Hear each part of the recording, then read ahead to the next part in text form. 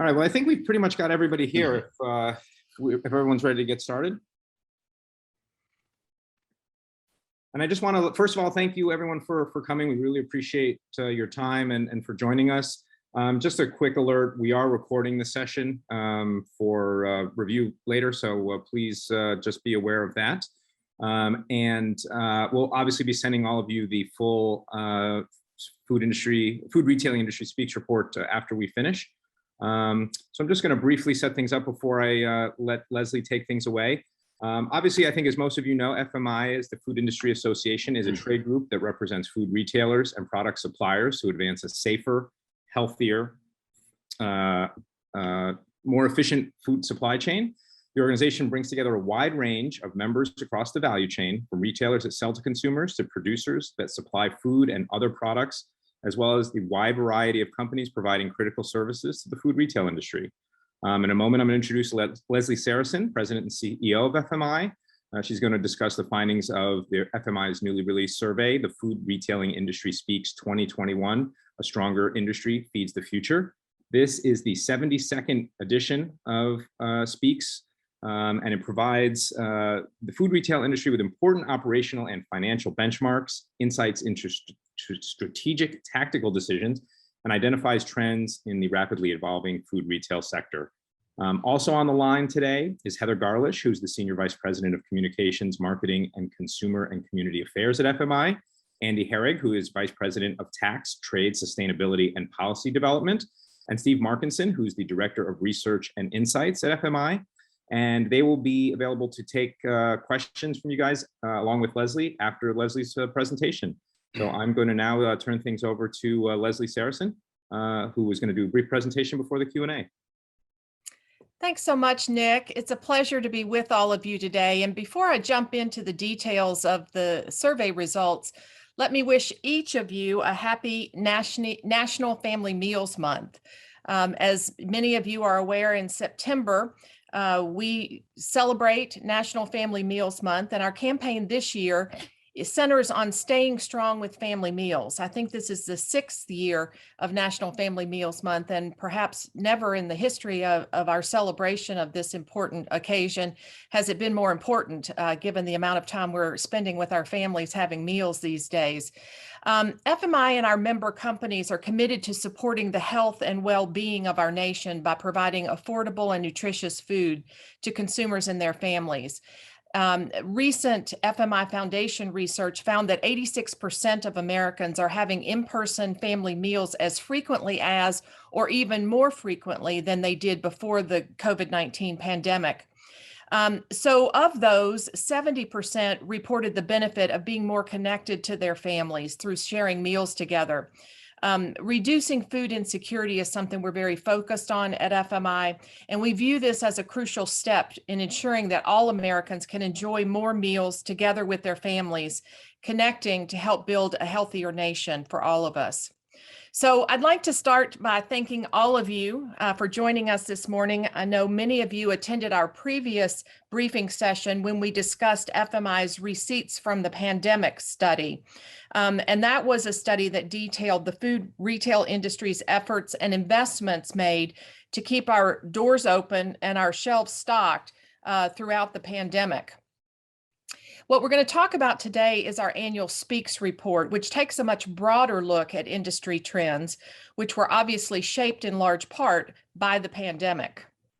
Now, I think, first of all, we all recognize that 2020 was a challenging year for retailers, and I think that was especially true for food retailers. While many businesses and restaurants were forced to close their doors, the essential nature of supermarkets and grocery stores meant that our industry took on the responsibility and the privilege of serving and feeding our communities during the pandemic, while simultaneously providing a small sense of certainty and maybe even some normalcy during a very uncertain time. Food retail's story over the last 18 months has been one of resilience and transformation. I think we've all seen it in our visits to this grocery store throughout the pandemic. And as we found from our Receipts from the Pandemic survey, at the outset of the COVID-19 outbreak, the industry invested $24 billion in pandemic-related expenses to keep stores open, shelves stocked, and associates and customers safe while they were shopping and working there. But as the pandemic progressed, just as we all adapted to how we live our lives every day, food retailers also had to adapt to rapidly evolving business landscape and changing consumer demands. And these kinds of changes included major pandemic-related shifts in consumer shopping habits, massive disruptions to the global supply chain that impacted how we get our food to the shelves, and unprecedented labor challenges featuring tremendously high turnover rates due to child and elder care issues or even relocation. And for instance, the difficulty and recruiting of retaining workers has continued to be a challenge. But out of all of these challenges, I think it's fair to say we've learned some valuable lessons about the importance of omnichannel operations, improving our ability to adapt to evolving consumer behaviors, and the need for strategies to support our retail associates.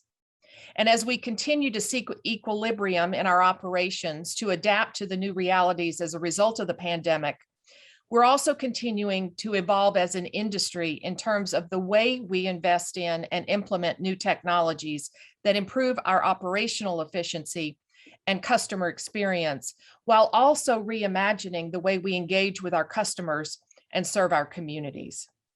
So let's get into the details now.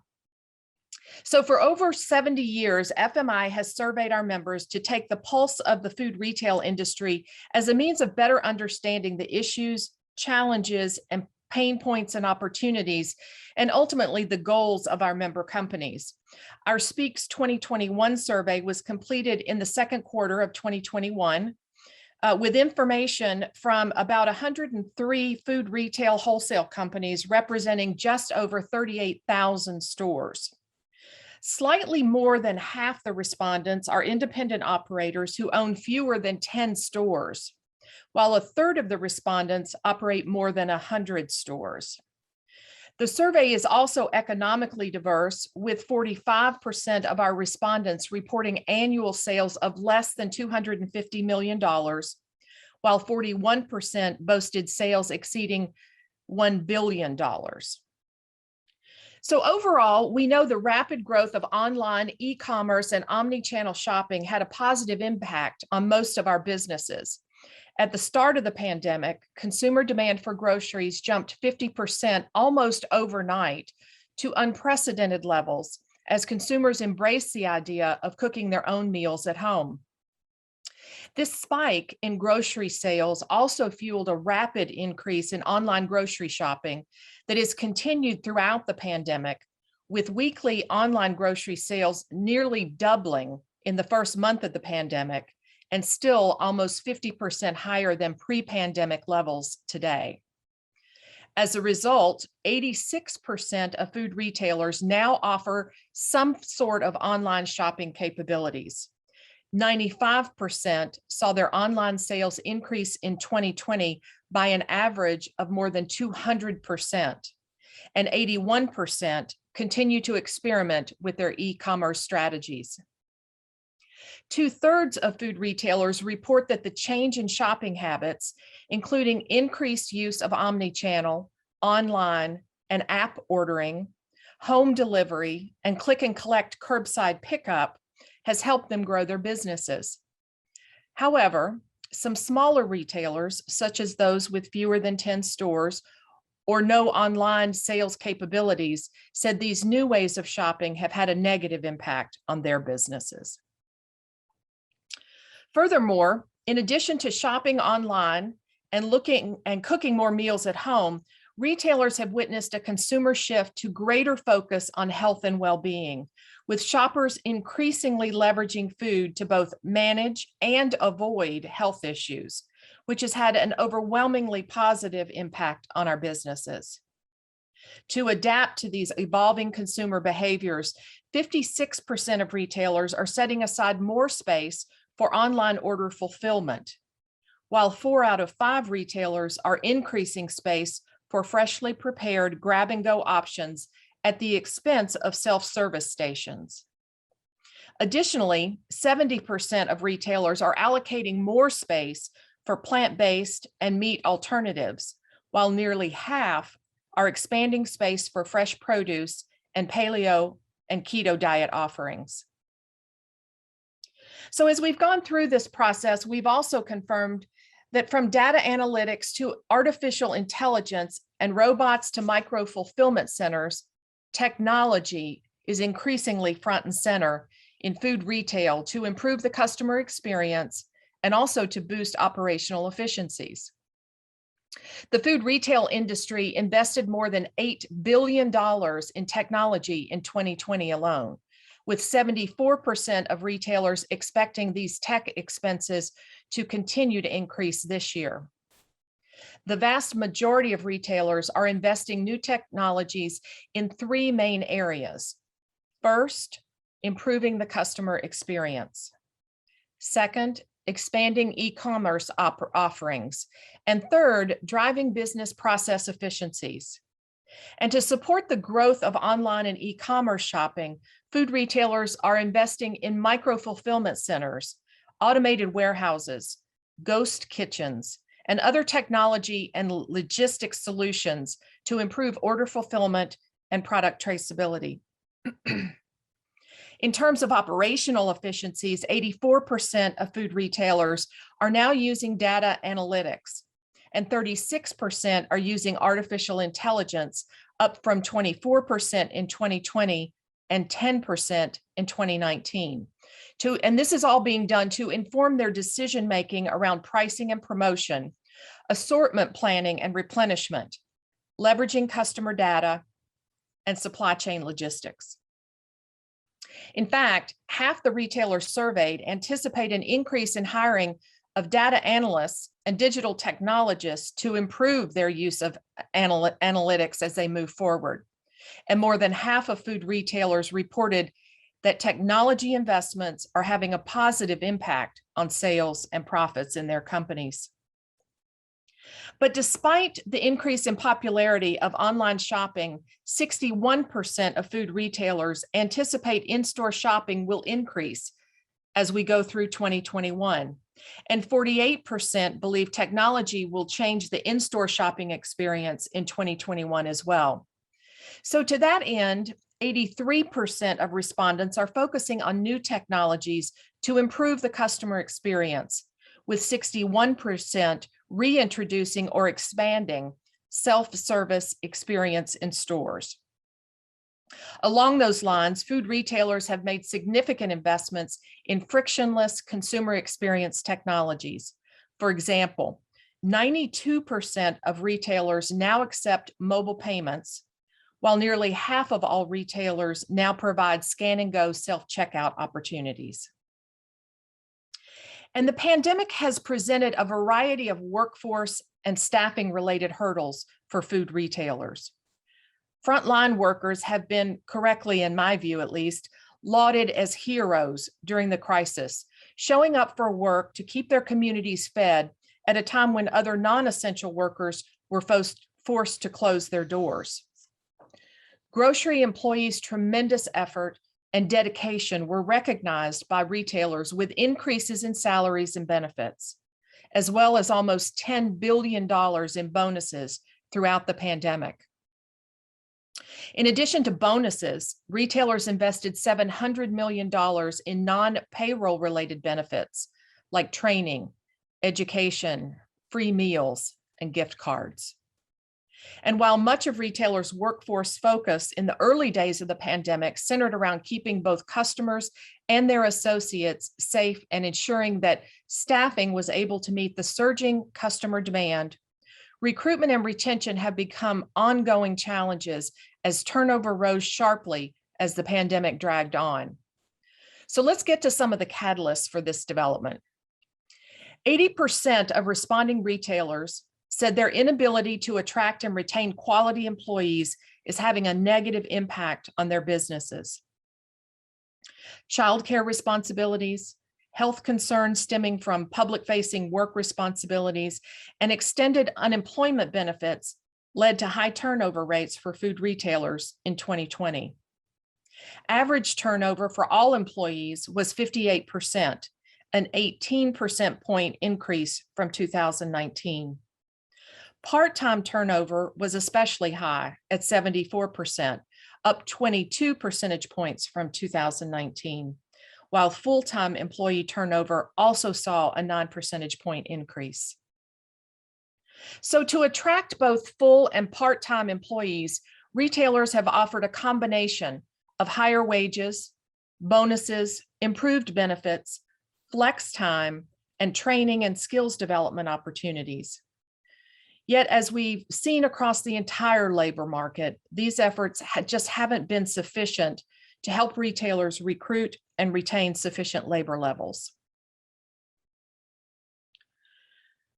Another critical concern, perhaps more than ever before, supply chain issues are among the biggest challenges facing food retailers today. Panic buying by consumers as a reaction to concerns about product shortages put significant strains on the supply chain at the height of the pandemic, resulting in high levels of out-of-stock items and a few frustrated shoppers, of course. During the first weeks of the pandemic, 46% of shoppers reported that many products weren't available in their grocery stores. These perceptions persisted in the minds of consumers throughout the year of 2020 and frankly into 2021. And it's important to note that while consumer demand has diminished slightly from the early days of the pandemic, when we had pantry loading and other types of issues going on, shopper demand just has not abated in the meantime. I think one food retailer summed up the industry sentiment about the current state of the supply chain pretty well by saying this, and I quote, "The issues around supply chains will get worse before they'll get better, as the resulting supply shortages slow the refilling pipelines. It will take many months to get back in balance, and inflationary pressures will continue to loom," end quote. I think it's fair to say the lack of trucking and transportation capacity, specifically truck driver and shipping container shortages, and massive backups at ports represents one of the biggest hot button issues and concerns among food retailers today, with some 2/3 of responding retailers saying trucking and transportation capacity is having a negative impact on their businesses. And frankly, we anticipate these issues to persist at least through the rest of 2021. These issues have led retailers to reassess their engagement strategies with trading partners, although retailers are evenly split on whether those collaborations are having a positive impact on their businesses or a negative impact on their businesses.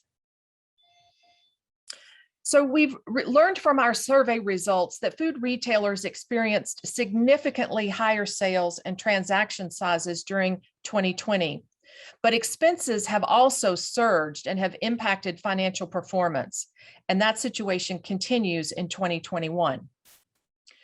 Boosted by increased pandemic-related demand and 15.8% same-store sales growth, food retailers experienced increased revenue in 2020. However, with this revenue growth came a plethora of new expenses related to the pandemic. So on the positive side, 93% of retailers surveyed cited increases in same-store sales growth, and this was true across retailers of all different sizes. Retailers with 1 to 10 stores posted the most solid increases, up 18.5%. Yet despite these strong sales numbers, net income for 2020 was only 3%. The dramatic increase in pandemic-related costs ensured that profits did not increase by the same level as sales.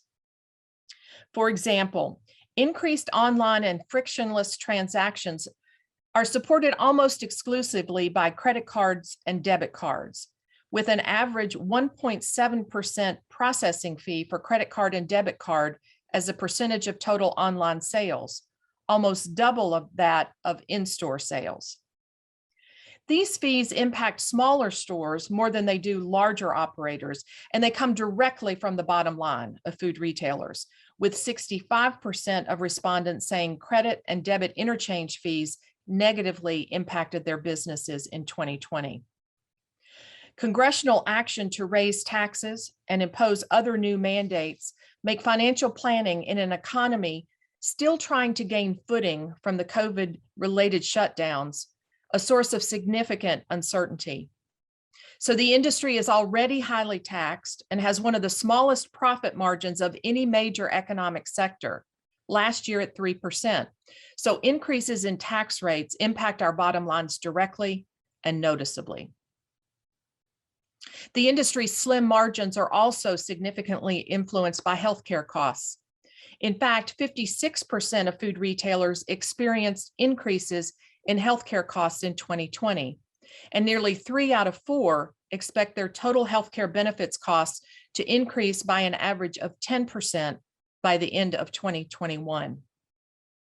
For the retailers whose healthcare costs increased in 2020, more than half fully absorbed the benefit plan cost increases themselves, while only a third raised employee premiums. So when it comes to differentiation in the marketplace, retailers surveyed ranked community-focused programs as one of the most successful of all their service differentiation strategies. The pandemic only served to reinforce the critical role supermarkets and grocery stores play in their communities, as evidenced by the fact that food retailers were among the few businesses that were able to successfully keep their doors open during the pandemic. Increasing community-focused support programs was a priority for food retailers during the pandemic. Consequently, 73% of retailers said community programs were extremely successful for them, even more than personalized customer service and customer loyalty programs. A major component of community support and social responsibility involves charitable donations, and 90% of respondents said they have quantifiable goals and implementation timelines for their charitable efforts in their communities. Additionally, 73% of respondents said they've now set measurable goals and timeframes for diversity, equity, and inclusion as it pertains to hiring and recruiting, while 70% have improved their overall DEI efforts in their organizations, including the implementation of training programs and hiring team members dedicated to DE&I efforts. Furthermore, food retailers are increasingly making efforts to increase sustainability throughout their operations, with roughly 3 in 5 survey respondents having goals for energy use reduction, food waste reduction, responsible sourcing, and product transparency. So in closing, let me say that this year's The Food Retail Industry Speaks report tells the remarkable story of the food retail industry's resilience and transformation in 2020, and how the landscape continues to shift as our supply chain recalibrates from just in time to just in case to eventual balance. It isn't about any one fact or insight. It's about how retailers have adapted as the pandemic has progressed and the lessons learned along the way about how to respond flexibly to crisis and adversity, while also at the same time planning for the future.